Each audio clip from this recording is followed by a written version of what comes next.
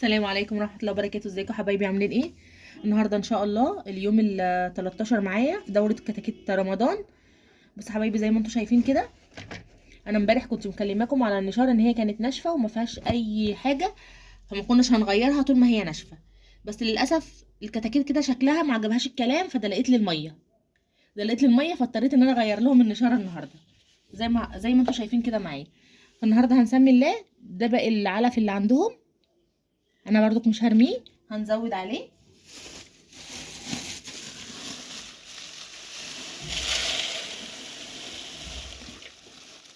طبعا زي ما قلت لكم امبارح ما بنضفش المكان وهي الكتاكيت موجوده فيه علشان ما يتعبوش مني.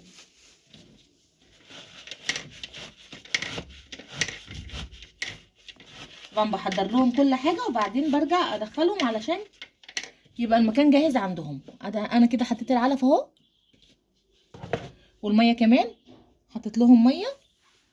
مش هنحط اي خلطات اليومين دولت يا حبايبي،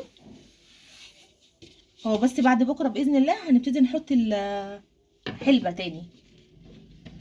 الحلبة كمان يا جماعة اللي انا لاحظته عليهم ان هو بسم الله ما شاء الله، يعني لو في كتكوت ولا حاجة بيبقى عندها اسهال بسيط بتمسك بطنها، يعني بتخلي الاسهال دوت عزكم الله بيروح.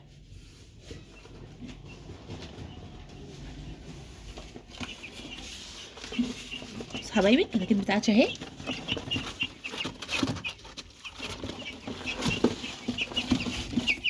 ابتدي انقلها مكانها كده بسم الله. بسم الله الرحمن الرحيم.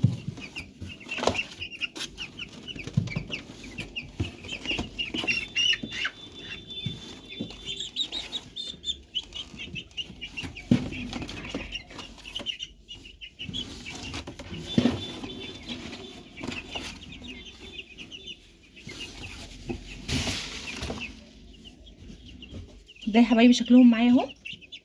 وانا بقى حابه اطلب منكم طلب، ان انا بلاحظ ان في مشاهدات كتير على الفيديوهات، بس ولا في تعليقات ولا في لايكات.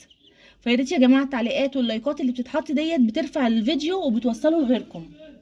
فيا ريت يا جماعه اللي يشاهد الفيديو، يعني حتى لو هيحط تعليق بحرف واحد علشان الفيديو يترفع. وده كان الفيديو بتاعنا النهارده. ولو عجبكم الفيديو فعلوا لي زر الجرس واشتركوا في القناه عشان يوصلكم كل جديد.